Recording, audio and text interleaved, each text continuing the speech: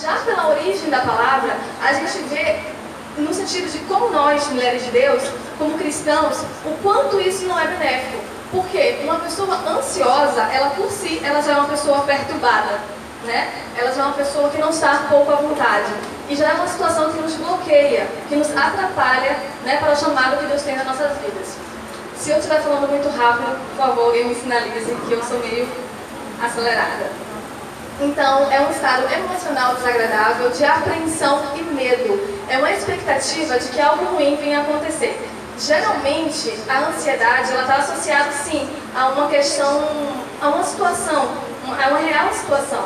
Só que o que vem a trazer um problema, uma patologia, é quando a pessoa deixa de perder esse controle sobre essa situação. E aí ela acaba tendo prejuízos em relação a isso. Nós vamos ver mais adiante. Então, a base da ansiedade é a sensação de perda de controle. Então, vocês imaginam o quanto realmente isso nos compromete, quanto isso nos afeta. Porque, como mulheres de Deus, nós entendemos de que realmente não é para a gente ter o controle das nossas vidas.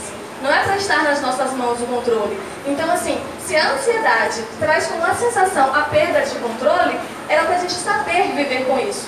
Porque o controle das nossas vidas, mulheres, princesas de Deus, está nas mãos de Deus, não é isso? Então, já começa daí. Se a sensação é a perda de controle, ok, amém.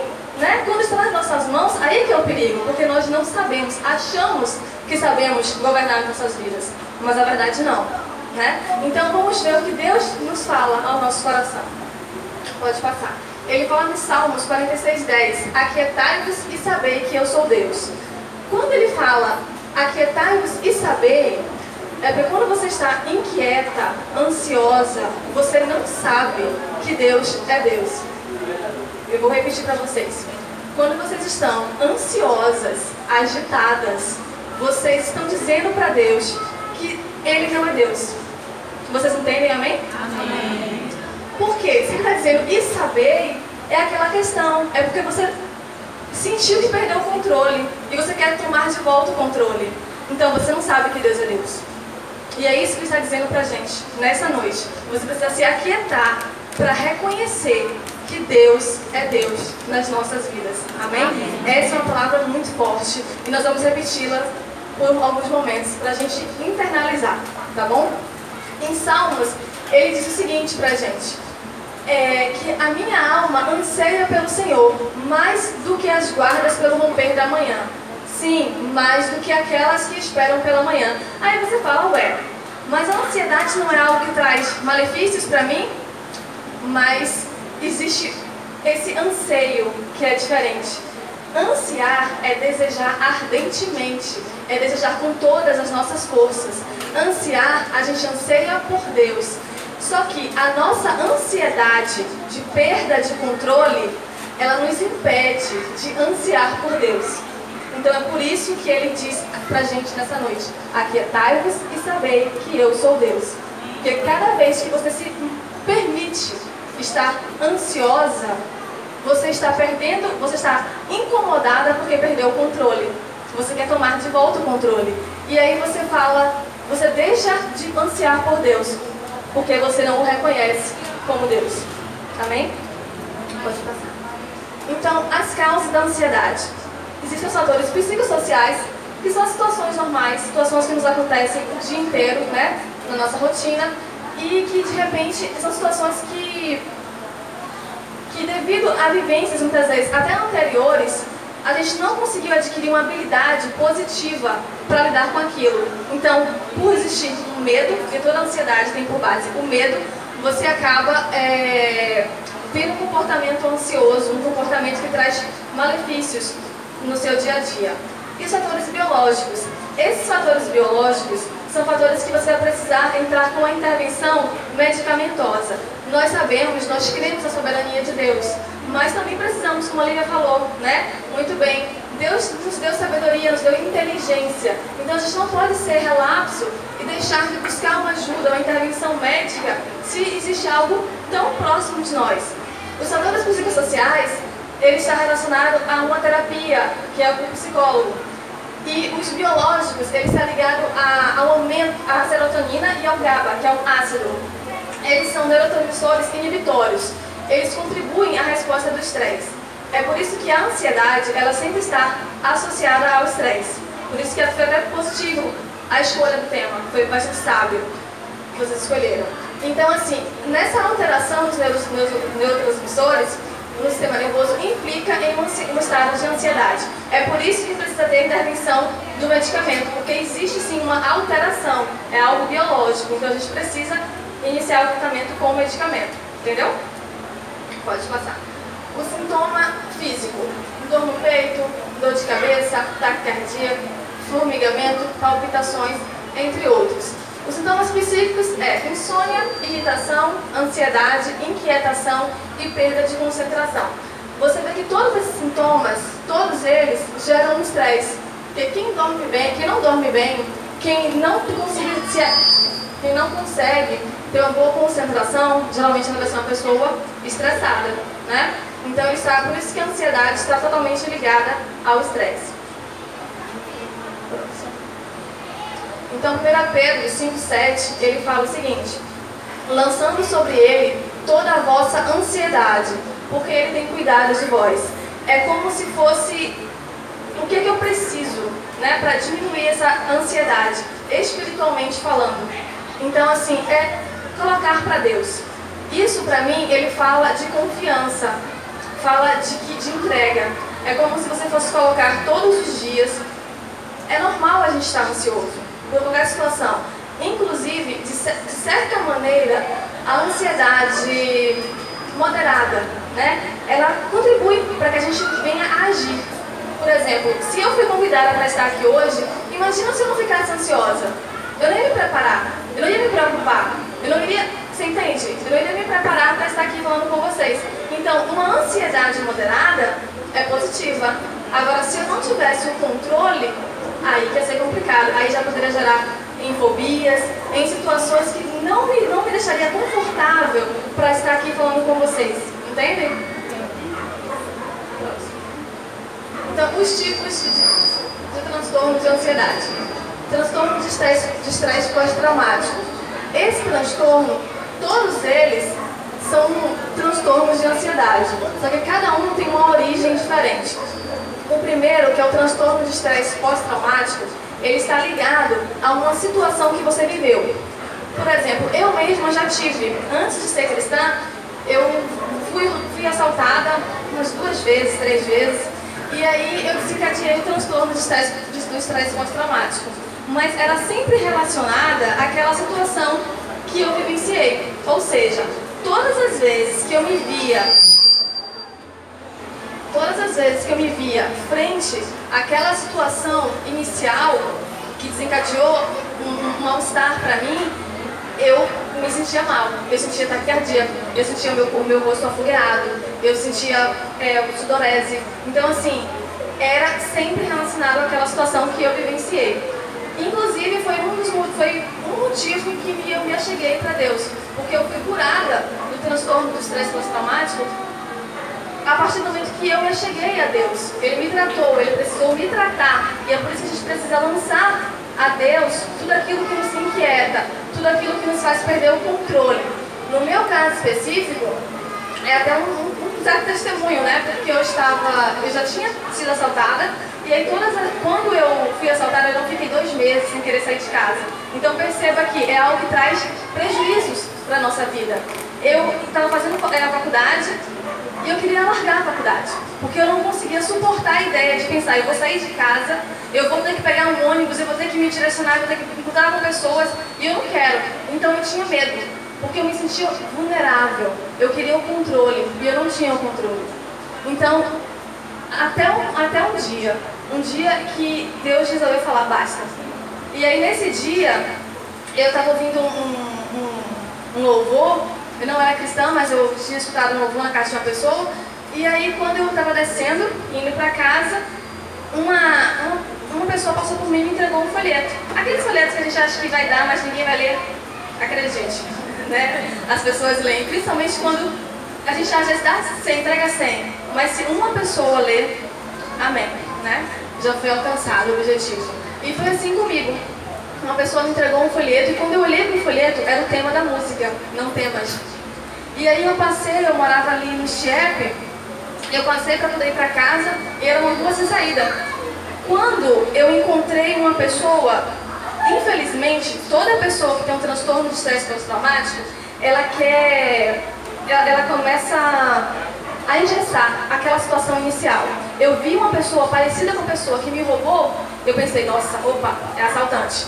Já comecei a sentir todos os sintomas de novamente. Comecei a sentir tremedeira, comecei a ficar em pânico. E aí eu senti aquela voz falar comigo, não temas.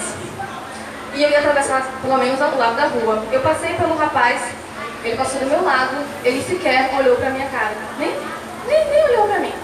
Quando eu cheguei na portaria, ele tinha assaltado uma pessoa, inclusive o porteiro do meu prédio tinha sido demitido porque ele abriu o portão para uma moça que ele assaltou, né? E depois ela correu, eu não lembro direito a situação, mas ele acabou perdendo emprego porque ela não era moradora. Mas frente à situação, ele acabou ajudando ela. Então foi uma situação que aconteceu comigo, é uma situação assim, uma vivência minha. Então, para vocês até ficar claro, para vocês entenderem como que funciona o transtorno do estresse pós-traumático, sempre vai ser ligado a uma situação vivenciada. O transtorno de ansiedade generalizada, como o nome já diz, generalizou, se desencadeou por uma situação, você acaba atrelando a tudo. Tudo você vai ser ansiosa. Não vai ser mais como eu era, frente àquela situação. Em todas as áreas eu vou ser ansiosa. É isso que a gente chama de TAG, né? Transtorno de ansiedade generalizada. E a síndrome do pânico? A síndrome do pânico, ele é um momento, é um pico de ansiedade. É como, ele está até atrelado um pouco ao transtorno que eu tive, né? Do estresse pós-traumático. Naquele momento que eu me vejo de novo confrontada com aquela situação, eu perco o controle, né? Então eu começo a sentir todos os sintomas. É como se a minha ansiedade naquele momento, ela fosse ao ápice.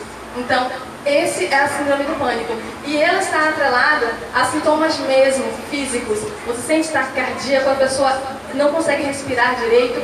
E se ela não fosse ocorrida, ela pode até mesmo passar mal, desmaiar, porque para ela acha que ela vai morrer. E a fobia simples. A fobia é sempre atrelada ao medo. Por exemplo, a fobia simples, medo de aranha. Muita gente tem. Né? Então, sempre vai ser, frente àquela situação, frente a algo que te traz medo, você vai ter um pico de ansiedade, de medo. E a fobia social, como já diz o nome social, é frente à sociedade. É como tem pessoas que têm fobia de ficar assim como vocês estão, juntos, né? Em público, juntos, aglomerados de pessoas. Elas se sentem mal, elas acham que não vão conseguir respirar, elas acham que algo de ruim, lembra da definição de ansiedade? Algo de ruim vai acontecer e elas não vão conseguir sair, elas vão morrer naquele lugar. Então o pensamento, ele origina bem assim mesmo, dessa forma. E o transtorno obsessivo compulsivo, que é o TOC. A obsessão, ela é o pensamento. E a compulsão é o comportamento repetitivo. Sempre a compulsão vai ser o comportamento repetitivo. Por exemplo, compulsão em comer. Muitas pessoas, elas são ansiosas e elas acabam comendo muito.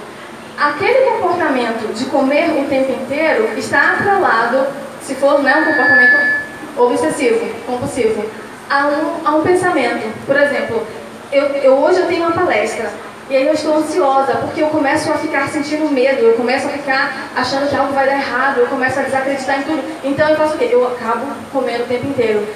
Quer ver algo muito comum também? As pessoas que ficam checando o tempo inteiro se fechar a porta. Fechou a porta. Só que assim, tudo bem, a gente até checa 1 ou 2 vezes, mas o problema é 5 vezes, 6 vezes, né? 10 vezes, de você verificar se... deixa eu ver se eu fechei o gás. Então assim, por quê? É um medo de morrer, é o medo de entrar um ladrão, é o medo de... Aí, pra você conseguir relaxar, você vai desencadear um comportamento repetitivo. Por quê? Porque você não vai suportar entender que você já foi lá, que você já verificou e ficar em paz. Aí aquilo vai te consumir, vai te tirar a paz. Então você precisa repetir aquele comportamento 10 vezes, porque você vai precisar, não é? Tem uma pessoa concordando comigo. Você vai precisar se sentir aliviada. Não, eu verifiquei. Entendeu? Próximo. O tratamento. Como eu já falei, são duas formas, tratamento farmacológico e o psicoterápico. Esses tratamentos, eles podem se correlacionar. Obviamente, o médico, para você utilizar o medicamento, é o médico que tem que fazer essa avaliação, tá? O psiquiatra. Então, são dois tipos, a origem é o benzodiazepínicos e os antidepressivos. Esses remédios são prescritos pelo médico e psiquiatra e eles têm toda uma forma de você estar administrando, até porque eles têm uma certa dependência. Então você não pode, por si só, a pessoa toma isso e ela fica tranquila, eu vou tomar também. Não, você tem uma forma de você iniciar o tratamento e tem a forma de você, que a gente fala o desmame, né? De você ir reduzindo, porque todo medicamento ele é uma droga, né? Então você tem que ter o cuidado com a dependência desses remédios, tá bom? E a estrutura comportamental. Aqui eu estou falando de como a gente conduz na terapia. E é da seguinte forma: nós acreditamos, eu trabalho com a linha da TCC, que é a terapia comportamental cognitiva. O que essa linha acredita? Eu acredito que o que você pensa, a forma que você pensa, vai alterar, vai influenciar na sua emoção. E essa emoção vai afetar diretamente o seu comportamento. Ou seja, se você tem um pensamento negativo sobre algo, isso vai te fazer ter uma emoção ruim. Por exemplo, se você acha que... Deixa eu me ver algum exemplo para vocês. Se vocês acreditam que se você sair de casa, algo ruim vai acontecer, algo muito ruim vai acontecer. Como eu tinha, né? O medo de ser assaltada, de ser roubada. Vai me gerar o quê? Qual é a emoção? Medo, angústia.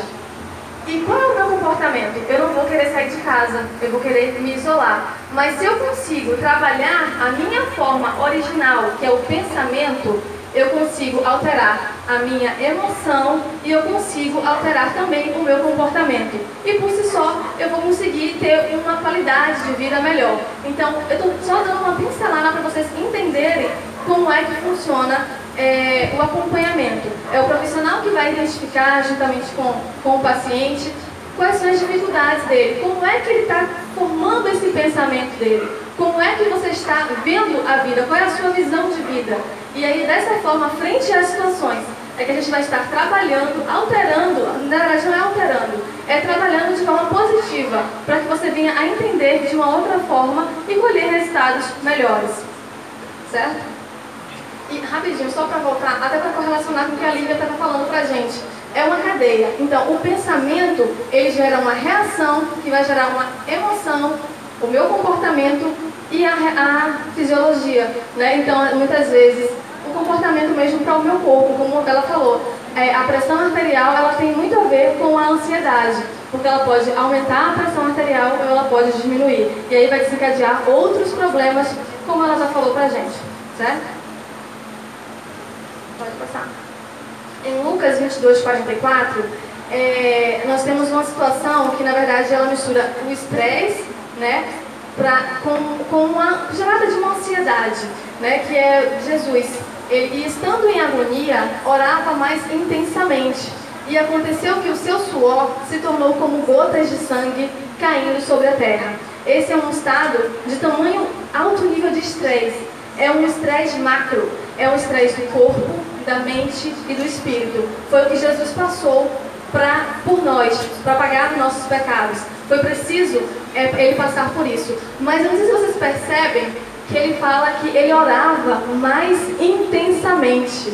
Jesus passou por estresse, Jesus passou por agonia, mas a forma que ele contornou isso foi diferente.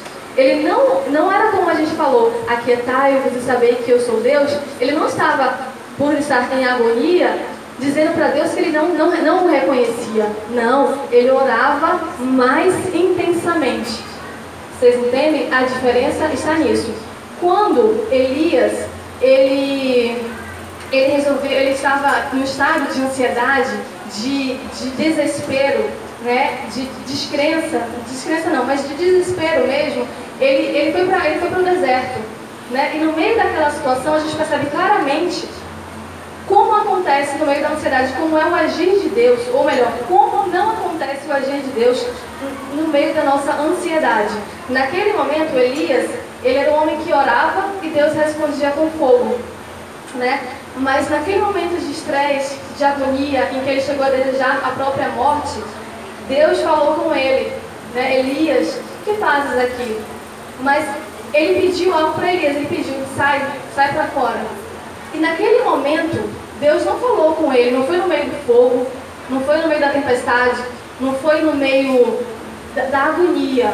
Deus falou com ele de forma mansa e suave.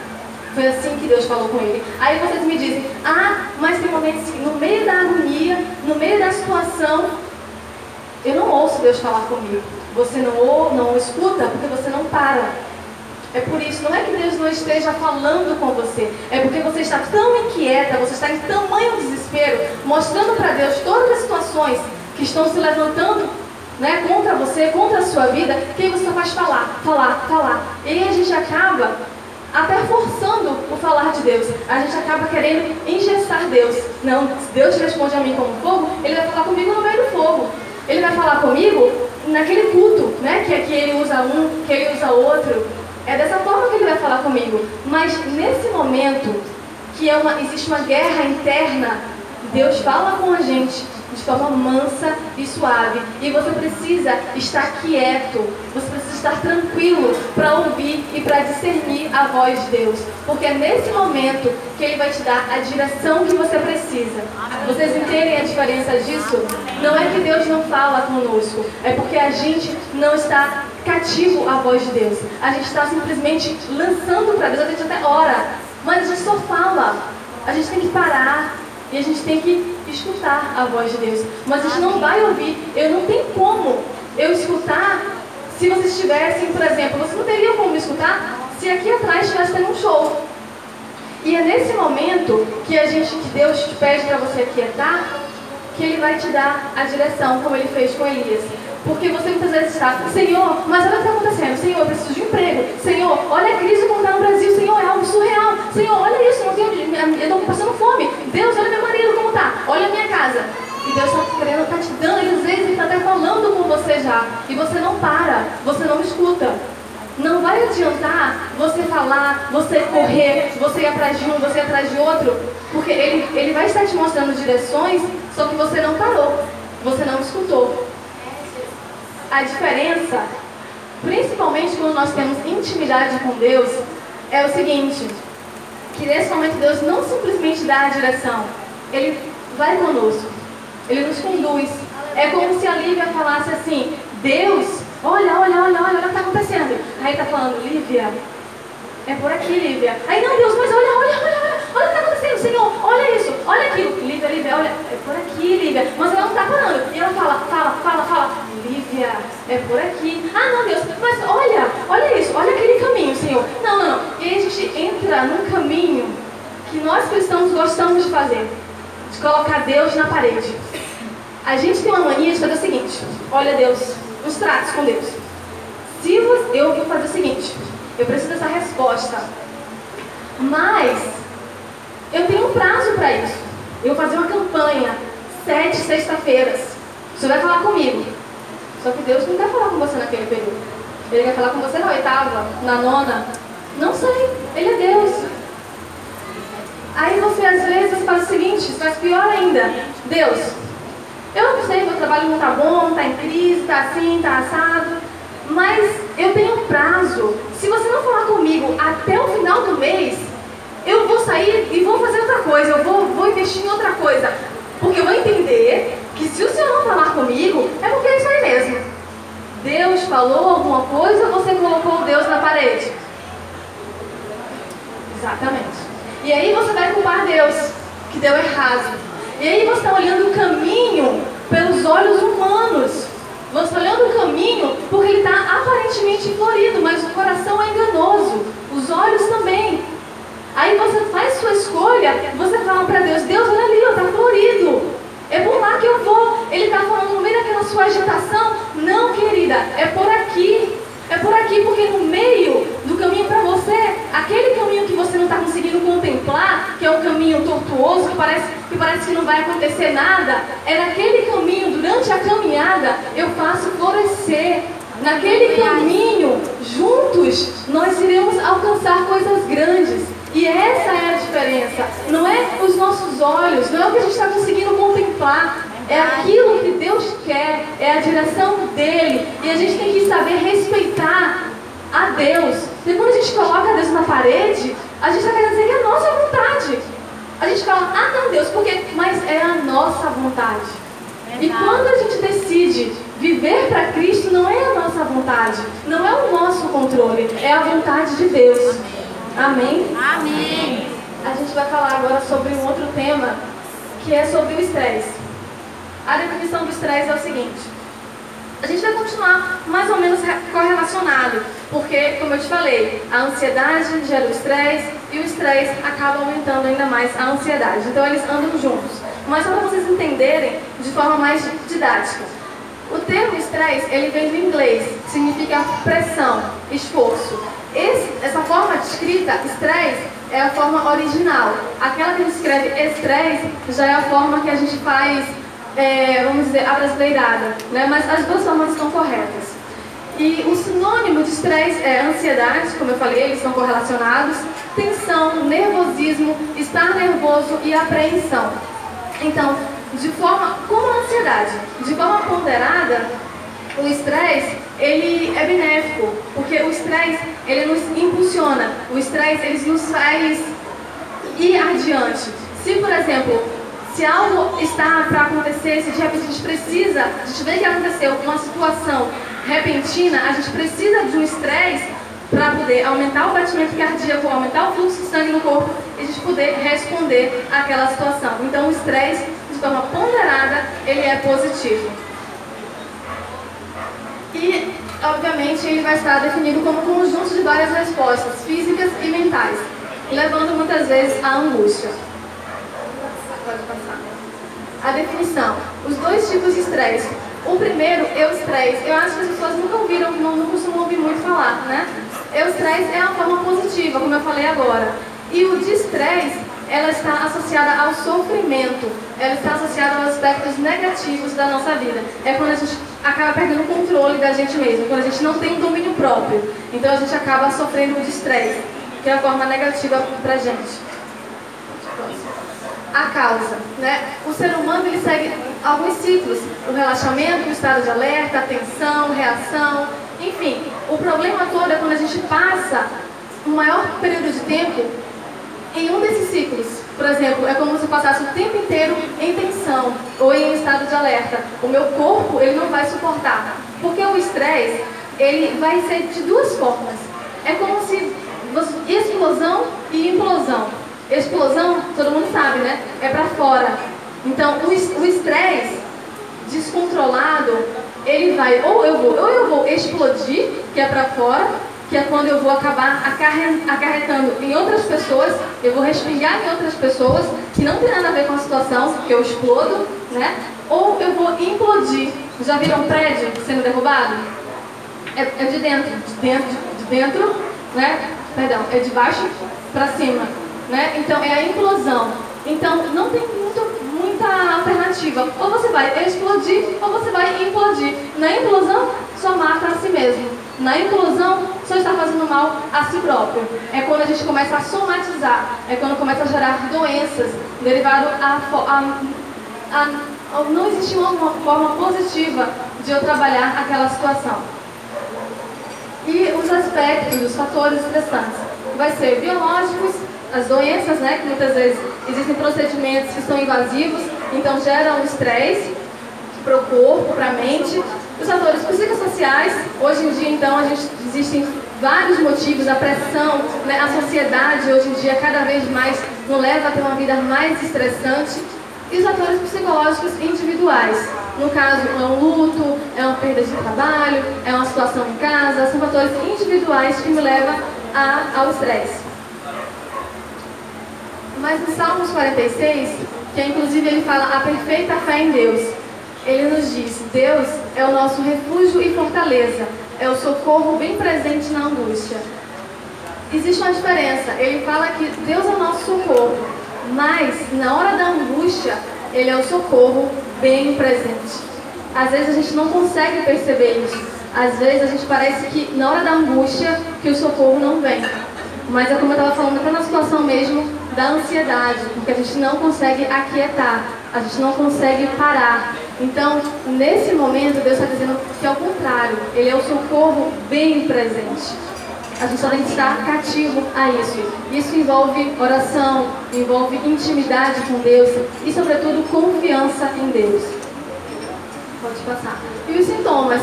Cansaço, diminuição do rendimento, seja na escola, seja no trabalho, insatisfação, irritabilidade, dificuldades em adormecer, falta de concentração, algumas pessoas vão ter ganho ou perda de peso, aumento da tensão arterial, acidente vascular cerebral, entre outros.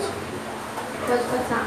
Aqui são outros sintomas, eu não vou estar pontuando um por um não, até por causa do nosso tempo, mas você vê que consegue abranger de forma muito completa. Ele consegue, o estresse, ele acaba atingindo muitas áreas da nossa vida, né?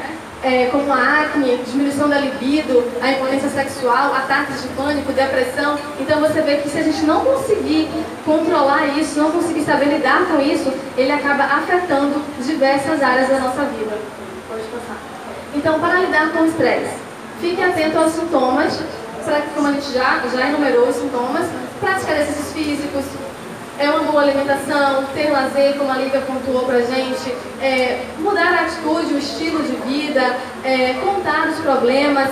Pra gente aqui existe uma diferença, né? O contar os problemas é saber com quem conversar. Às vezes a gente quer simplesmente falar. O falar, falar é positivo, falar nos faz bem, né? Mas a gente tem que saber com quem falar. Porque a gente não sabe, a gente acaba às vezes tendo situações até piores depois, né? A gente fica até mais estressado depois, né? Por situações que acontecem. Mas quando a gente aprende a contar os problemas para Deus, isso muda, né? Isso muda de figura porque Ele é o nosso Criador. Ele sabe exatamente aquilo que te inquietou, aquilo que entrou em você. Deus sabe a origem. Aqui, às vezes a gente fica, já perceberam? Do nada a gente fica triste. Já aconteceu com vocês?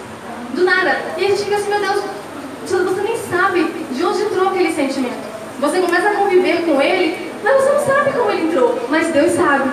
Deus sabe exatamente o momento que aquela situação entrou, que aquele sentimento entrou em você. E a diferença, existe uma passagem que é quando Jesus paga o tributo, que os discípulos questionam a ele, né? Senhor, você não paga os tributos?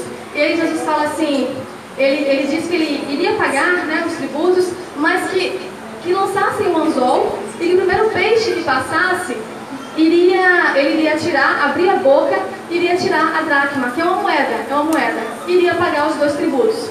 Então você percebe que se um Deus que sabe que naquele momento está passando um peixe que está com uma moeda dentro de um peixe, ela faz mal, mas uma moeda é algo de valor. Mas Ele está dizendo para a gente que se Ele sabe que dentro do peixe vai uma moeda,